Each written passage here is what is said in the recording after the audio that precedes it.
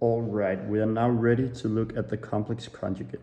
Now this is the first time we are actually going to see something completely new, or of course the complex numbers are new, but this is like we have no similar thing for the real numbers compared to the complex conjugate that we will look into now. Now if we have a complex number, let's call it C, and C is equal to A plus IB as always, then we want to know what is the complex conjugate of C.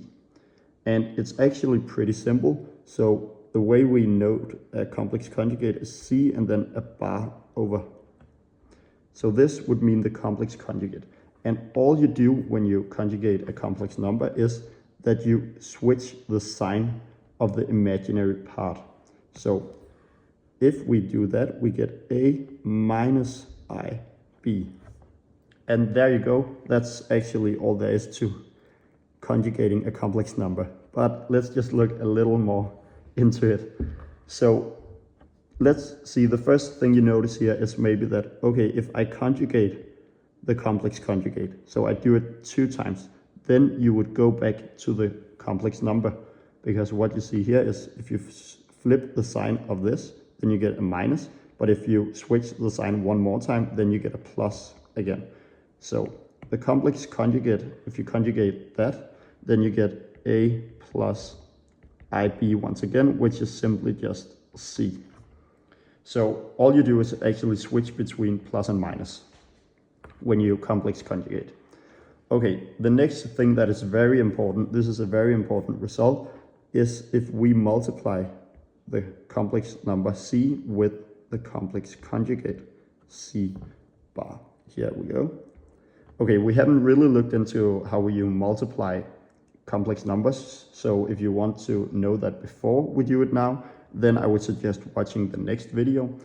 But I will, however, say, as I said in the previous video also, a lot of these things is not worth remembering the formula for. It's just worth remembering how you do your algebra, and then it will all come out the right way. So let's just try and do that. We will say C, well, that's just A plus IB. Okay, then we have to multiply it with the complex conjugate. And the complex conjugate was simply to switch the sign of the imaginary part. So we get A minus IB. All right, if we have to multiply this, that is simple multiplication rules. So we would take A in on this part and on this part, and we will take IB in on this part and IB in on this part. So let's see what happens. Okay, first we have A in on these 2 parts, so that would give us A squared plus, or actually minus, sorry, and it would be I times AB. Right, I just rearranged some of the letters, but that doesn't matter because we are multiplying. All right, for the second part, then we would get A, or the first thing we would get is I. Let me just change the color. Okay, for this part, we would get, let me write it here, we would get I times AB. Oh, there we go. And for the other part, we would get minus I squared and B squared.